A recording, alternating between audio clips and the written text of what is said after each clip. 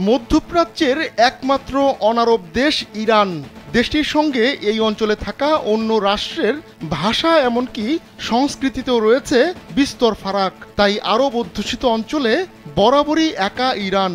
কিন্তু মার্কিন president Donald ট্রাম্পের ক্রমাগত বোমা হামলার হুমকির মধ্যে ইরানের সামনে ঢাল হয়ে দাঁড়িয়েছে উপসাগরীয় দেশগুলো।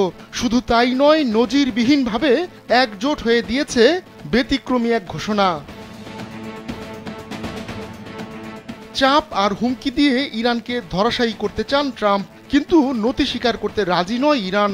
এমত অবস্থায় ইরানে মার্কিন হামলা সময়ের ব্যাপার হয়ে দাঁড়িয়েছে। এরই মধ্যে মধ্যপ্রাচ্যে আরও বেশি সমরাস্ত্র ও সেনা পাঠাচ্ছে যুক্তরাষ্ট্র।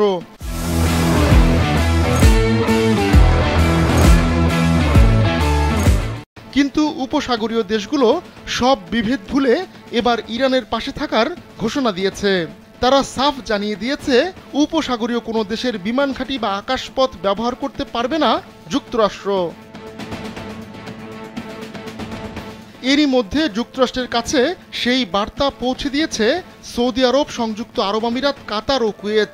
দেশগুলো জানিয়েছে তাদের আকাশসীমা বা অঞ্চলকে ইরানের বিরুদ্ধে লঞ্চ প্যাড হিসেবে ব্যবহার করতে দেওয়া হবে না, যার মধ্যে জ্বালানি ভরা এবং উদ্ধার অভিযানও অন্তর্ভুক্ত রয়েছে।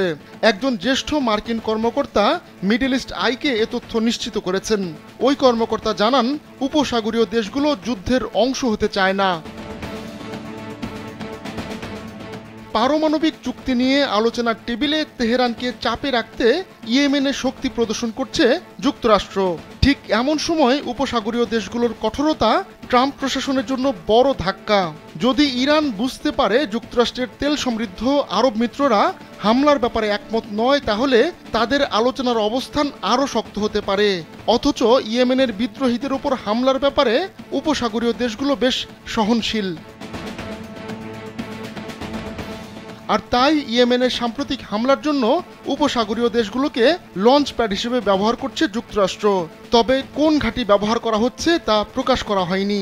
পর্যাপ্ত উপসাগরীয় সমর্থন রয়েছে বলেই আত্মবিশ্বাসী হয়ে উঠেছিল যুক্তরাষ্ট্র।